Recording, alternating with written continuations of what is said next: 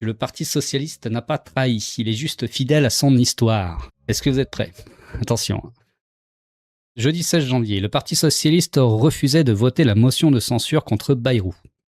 On revient un peu en arrière. Et a apporté de fait son soutien à un gouvernement composé de ministres d'extrême droite et imposé en dépit des dernières élections. Ce choix politique, assumé par le PS, officialise la rupture de l'éphémère Front populaire, qui porte décidément bien mal son nom. Comme d'habitude, les électeurs de gauche ont hurlé à la trahison du Parti socialiste comme si c'était une surprise ou une nouveauté. Bah oui, quand même. Pour ceux qui ont un peu de bouteille, non, ce n'est pas une nouveauté. À chaque nouveau coup de poignard des socialistes, tout le monde redécouvre naïvement la nature de ce parti. Pourtant, le PS a toujours été un ennemi des luttes sociales, et pas seulement depuis François Hollande, c'est juste son mode de fonctionnement normal depuis un siècle. Rétrospective. Donc bon, j'espère vraiment que les gens qui parlent de politique, des journalistes, tout ça, j'espère qu'un jour ils vont faire un peu une petite révision. Voilà. Ralliement à la boucherie de 14-18. En août 1914, sur le cadavre encore chaud de Jean Jaurès, figure antimilitariste, les socialistes, qui auraient dû empêcher la guerre, se rallient à l'Union sacrée. Ils renient en quelques heures toutes leurs promesses et propulsent ainsi des millions de prolétaires dans l'enfer des tranchées. C'est une hécatombe pour le mouvement ouvrier qui s'en relèvera difficilement. Et cette guerre de 14-18, elle a été aussi une formidable occasion pour le capitalisme d'enterrer toute organisation de masse prolétaire. Ça marque, c'est vraiment la fin de l'histoire révolutionnaire du prolétariat qui avait commencé depuis, on peut dire peut-être depuis la Révolution française ou peut-être un peu avant, mais toute cette phase-là de presque 200 ans, 18e, 19e siècle, là où ça a été révolution sur révolution, quoi, et vraiment la Première Guerre mondiale, ça a été vraiment paf, allez. Fin du game, le capitalisme s'impose et maintenant, que ça soit les communistes, tout ça, du moins en Europe, c'est fin du game pour vous. Alors, 3 ans plus tard, en Allemagne, ce sont aussi les socialistes qui éliminent la révolution spartakiste et font assassiner la révolution de Rosa Luxembourg, ouvrant la voie à l'inexorable montée du nazisme. La Première Guerre mondiale, validée par les socialistes qui auraient pu l'empêcher, enfantera le totalitarisme du XXe siècle. Reniement de 1936. Le Front populaire, le vrai, naît grâce à la base militante et vit par la base, dont les aspirations seront vite abandonnées. Ce front, qui regroupe les partis de gauche, est créé en 1935 sous la pression des différents militants et militantes des organisations de gauche, qui manifestent et poussent leurs chefs à s'unir face à la menace fasciste. Encore une fois, ce sont les militantes et militants des organisations de gauche. Qu'est-ce qui s'est passé pour le NFP, le NFP contemporain? C'est pareil. C'est nous, dans la rue, qui avons fait bouger les institutions politiques. En mai 1936, c'est la victoire électorale. Le socialiste Léon Blum dirige le pays, mais le Front populaire traîne des pieds pour appliquer ses promesses. À nouveau, c'est sous la pression d'une immense grève générale qui paralyse le pays, qui occupe les usines, que le gouvernement valide en juin les premières mesures sociales comme les congés payés. Ça, c'est important, encore une fois. C'est encore très important de voir ça.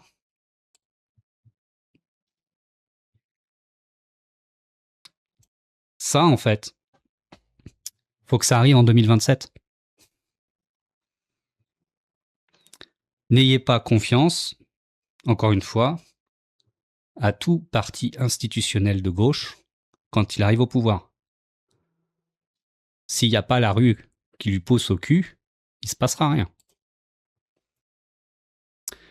Mais dès l'été, les socialistes et les communistes appellent les travailleurs à reprendre le travail avec le mot d'ordre « il faut savoir terminer une grève ».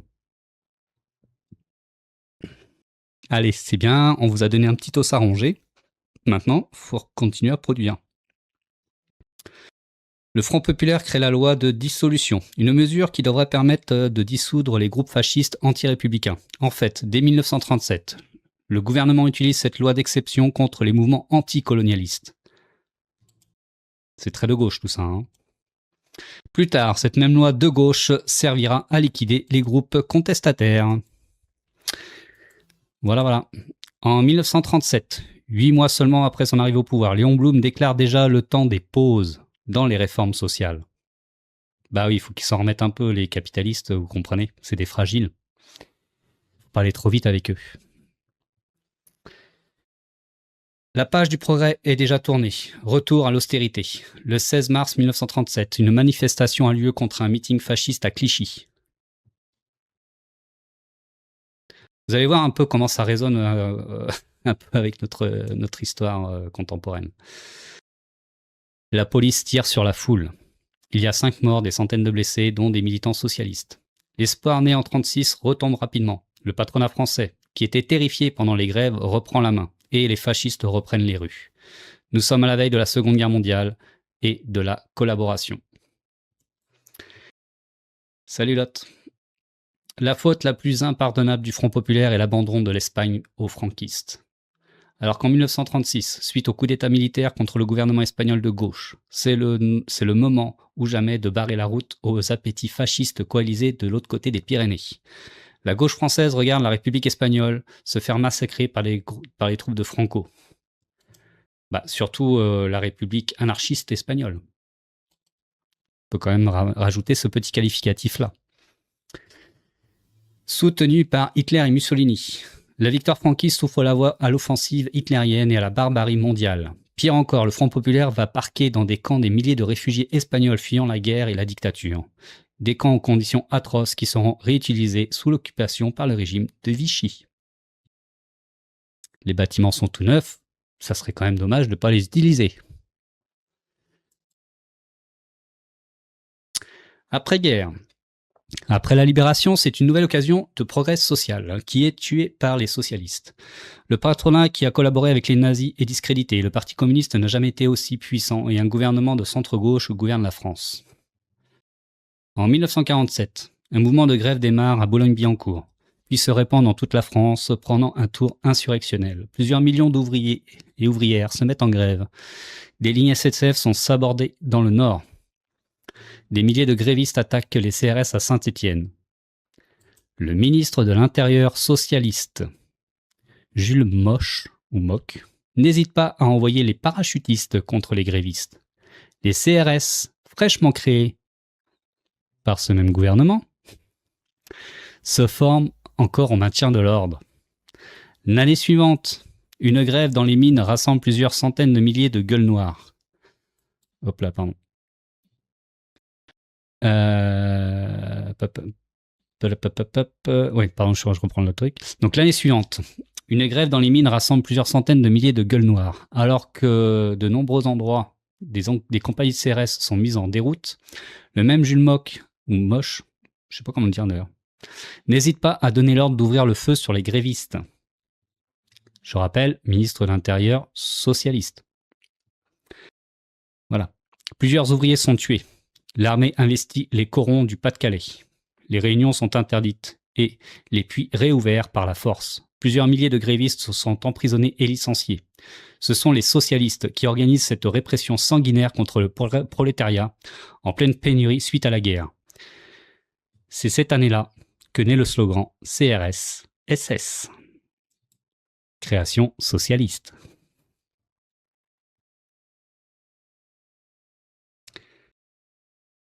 Guerre d'Algérie. La guerre d'Algérie et son cortège de massacres, de tortures et d'horreurs coloniales est largement soutenu par les socialistes.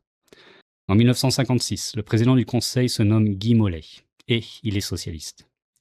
Plutôt que d'engager des négociations de paix et d'indépendance, il durcit la répression française en Algérie, légalise les camps d'internement où sont parqués des centaines de milliers d'Algériens et Algériennes et donne les pleins pouvoirs à l'armée qui mène les opérations contre-insurrectionnelles.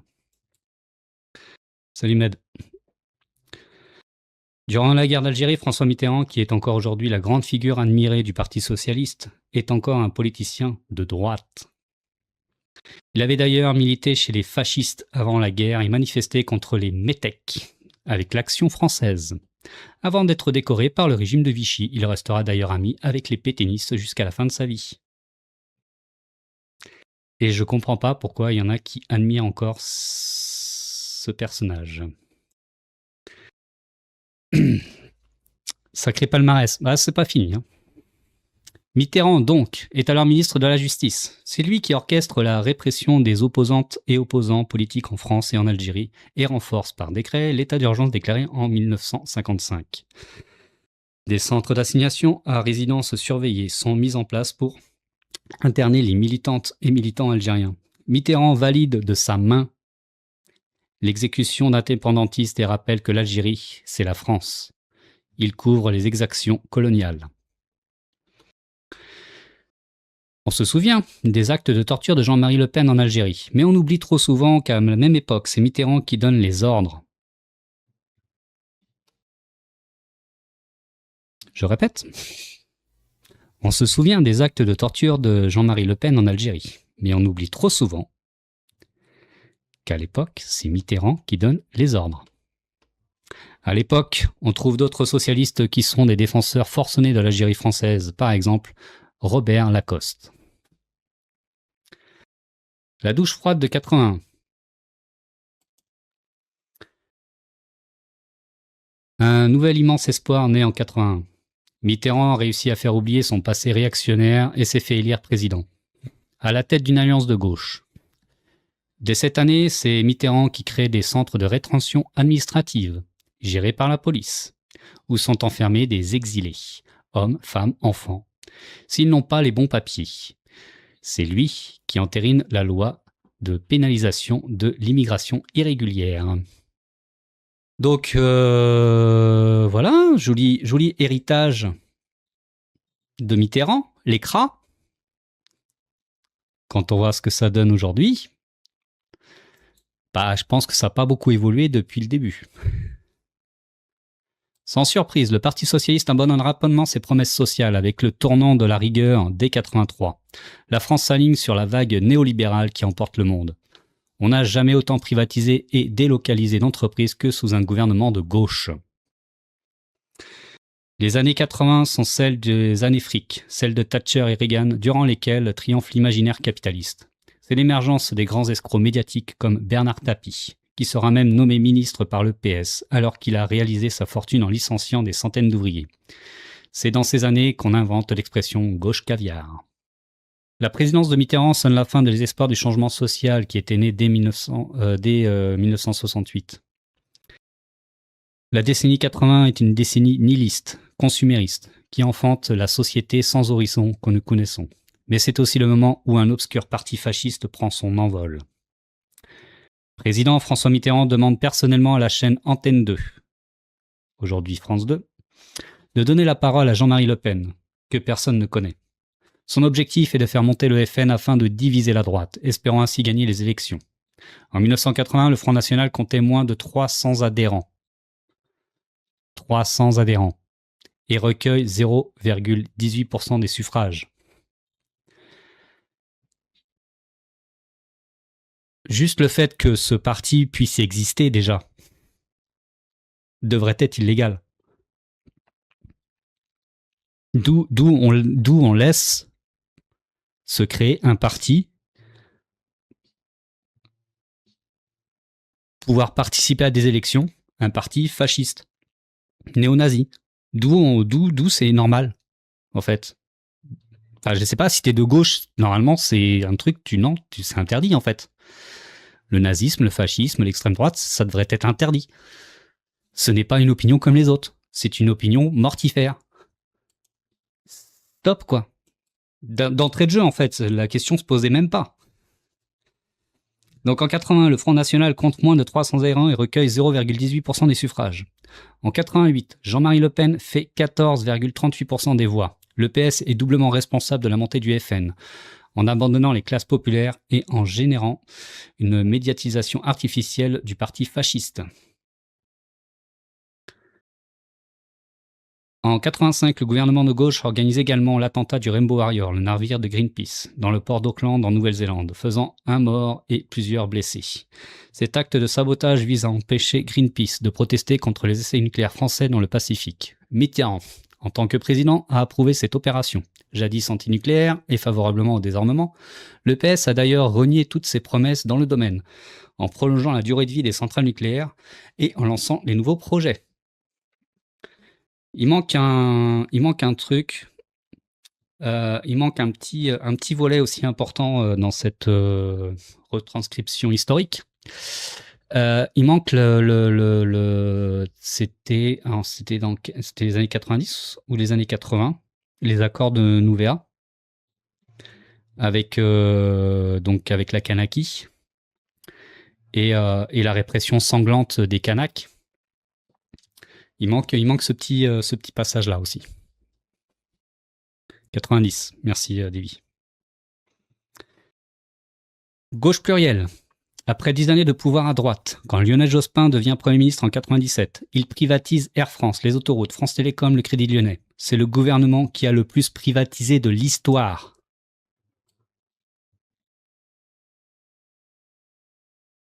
Bientôt, pour avoir des actions de gauche, il va falloir voter à droite. Vous vous rendez compte ? Le ministre socialiste de l'Éducation, Claude Allègre, attaque les enseignantes et enseignants, démarre le processus de privatisation des universités et tente de créer un lien entre l'école et les entreprises, provoquant des grèves des enseignants et lycéens. Allègre finira proche de l'extrême droite et figure de la négation du réchauffement climatique. Sa mort récente, le 4 janvier dernier, n'aura suscité que du mépris. Jospin vote aussi des lois sécuritaires, en engageant la France dans la guerre impérialiste lancée par les USA en Afghanistan. Atlantiste et militariste, le PS aurait certainement suivi les USA dans la guerre en Irak s'il avait été au pouvoir en 2003. Et c'est vrai que la question se pose. Est-ce qu'on aurait eu un Villepin qui envoie bouler les États-Unis si ça avait été un gouvernement de gauche? La question se pose. La question se pose. Alors, je vais pas dire de gauche. Si on avait eu un gouvernement PS, pardon. Je vais pas faire l'amalgame. En 2002, sanctionné dans les urnes, Jospin est éliminé dès le premier tour des élections présidentielles. L'extrême gauche fait le plus haut score de son histoire. Hello et la LCR, deux partis anticapitalistes, cumulent près de 11% des voix. Ça fait rêver. Ce qui est totalement oublié à cause du passage de Le Pen au second tour qui inaugure la droitisation que nous connaissons. Jospin démissionne. Et c'est en ça, en fait, là, c'est quand même assez important ce qui s'est passé en 2002. C'est que le fait que Le Pen passe devant Jospin, du coup, les électeurs de gauche se sont dit, bah en fait, on va arrêter de voter pour des gens pour qui on a le plus d'affinité, comme Hello, la LCR, anciennement et tout ça, quoi. Et donc, ça a été la fin aussi, en fait, de la fenêtre d'Overton à la gauche. Parce que le fait que ça monte comme ça, Hello et tout ça, qui fasse plus de 10%, ça poussait, en fait, les autres partis un peu plus centristes de gauche, ça les poussait un peu plus vers leur gauche. Et là, ce qui s'est passé, en fait, ça a été la fin. Boum. Donc, du coup, les gens se sont dit, bah non, en fait, on va faire un vote utile. Ce que j'ai fait aussi. En fait. Je me suis dit, bah non, Le Pen au deuxième tour, c'est pas possible, quoi. Donc, et c'est en ça que c'est doublement mortifère, en fait. Ça a été vraiment doublement mortifère pour la gauche, quoi. Le cauchemar du quinquennat Hollande. En 2012, on pense en avoir fini avec Nicolas Sarkozy et sa droite radicale. On n'attend pas grand-chose de Hollande, mais on respire enfin. On se dit que ça peut pas être pire. Le PS a les pleins pouvoirs, la présidence, l'Assemblée, le Sénat, les grandes villes, les régions.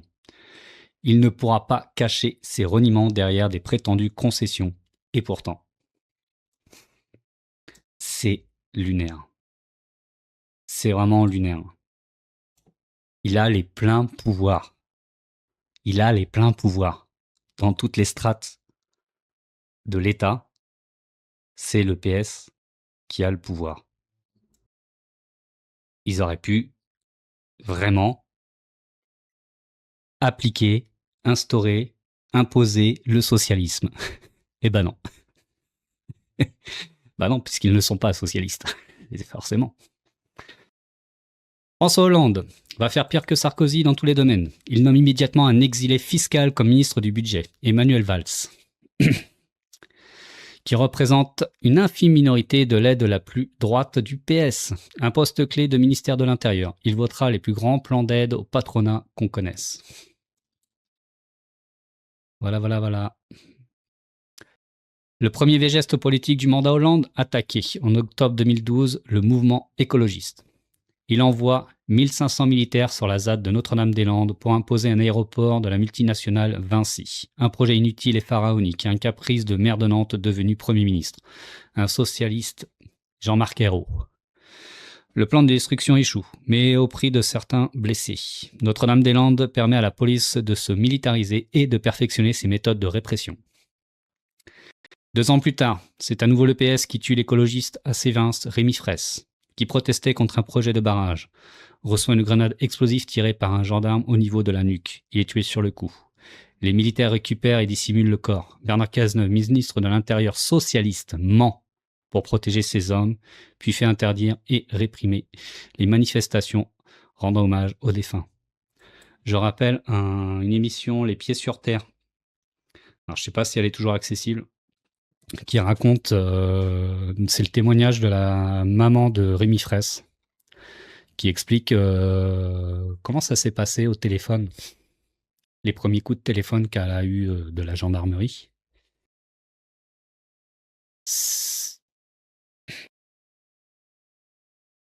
C'est une saloperie. C'est une saloperie. C'est le même Bernard Cazeneuve qui fera voter en 2017 la loi sur la présomption de légitime défense demandée par l'extrême droite, qui permet aux policiers de tuer pour un refus d'obtempérer. Naël, tout ça, on voit ce que ça donne aujourd'hui. En 2015, ce sont toujours les socialistes qui décrètent l'état d'urgence après les attentats de novembre. Une mesure exceptionnellement grave, immédiatement utilisée pour réprimer et assigner à résidence des centaines de musulmans et écologistes. L'état d'urgence sera également employé pour interdire des manifestations au nom de l'antiterrorisme. Macron conservera les principales mesures dans le droit commun. Dans la foulée, le PS tente de faire passer une loi sur la déchéance de nationalité, doublant la droite sur son extrême droite. Durant ce quinquennat, autre mesure abjecte, la loi travail 2016 qui attaque les droits des salariés. Elle précarise encore davantage les travailleuses et travailleurs et réduit les droits syndicaux. De manifestations massives contre le projet ont lieu, avec des occupations de places, des affrontements, des blocages. Ce puissant mouvement social sera réprimé avec férocité. Plusieurs manifestantes et manifestants sont éborgnés, des milliers sont arrêtés, et Hollande utilise le 49.3 pour faire passer cette loi en force. Là, on a toute la base de la politique macroniste. On a toute la base de la politique macroniste. Déjà, la loi, c'était déjà Macron qui était là. Et ensuite, c'est une des premières fois où il y a vraiment massivement l'utilisation des LBD, tout ça, pour réprimer des mouvements sociaux. Avant, c'était réservé au quartier. Et là, pour une fois, ça a été des petits blancs qui se sont fait éborgner. Olivier Faure, le rebranding. Olivier Faure, le nouveau héros du PS, est présenté comme un homme neuf, vierge de tout soupçon, qui n'aurait rien à voir avec les errements du passé. Pourtant, il était déjà conseiller spécial de Hollande puis de Jean-Marc Ayrault en 2012. Olivier Faure a toujours été au cœur du dispositif socialiste qui a lancé les offensives que nous avons décrites. En 2015, il estimait que les mesures antiterroristes liberticides de Manuel Valls étaient un choix d'efficacité. En 2016, il soutenait la loi travail. La même année, selon Le Figaro, il envisageait de se rallier à Emmanuel Macron dans la perspective des élections présidentielles de 2017. C'est un opposant, je vous rappelle. En 2018, il parle d'une colonisation à l'envers dans certains quartiers. pour désigner l'immigration. Du Ruffin avant l'heure. Une autre manière d'insinuer l'idée raciste du grand remplacement. En avril 2018, le média Le Jour relève que 27,2% des votes d'Olivier Faure au Parlement sont en accord avec En Marche. Salut Damon.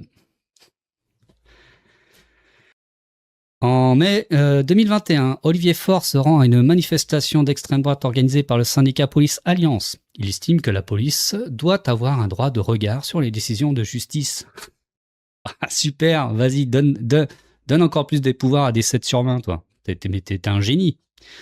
Autrement dit, il réclame l'instauration d'une dictature policière sans contre-pouvoir. Le Pen n'avait pas osé aller aussi loin.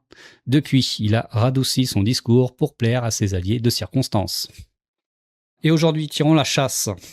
Ce qui reste du PS ne survit que par son existence parasitaire au sein de la gauche, et ce principalement à cause de la naïveté générale. En 2022, le PS avait quasiment disparu du paysage politique. Il était enfin temps d'acter la mort de ce parti qui a fait tant de mal. Mais désastre, le Parti socialiste a été sorti de son coma profond par la France insoumise, qui a eu la gentillesse de lui offrir des postes de député dans le cadre d'un accord électoral, la NUPES. La France insoumise pensait avoir besoin du PS car il tenait encore des grandes villes et certaines régions. En 2024, après la dissolution, c'est encore pire. Le PS se taille la part du lion et obtient plus de 60 députés grâce à un accord ultra avantageux.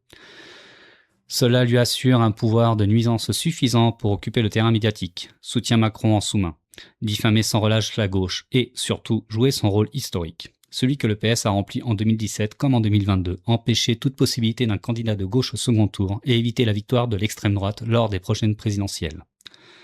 Après le refus des essentialistes de censurer Bayrou, la question doit se poser. Les fabuleux stratèges qui croient encore à un électoralisme de gauche n'est plus de savoir comment sauver le PS, mais plutôt comment s'en débarrasser. L'histoire le démontre, c'est une condition minimale pour espérer avancer. Voilà. Ça, c'était pour la petite partie historique.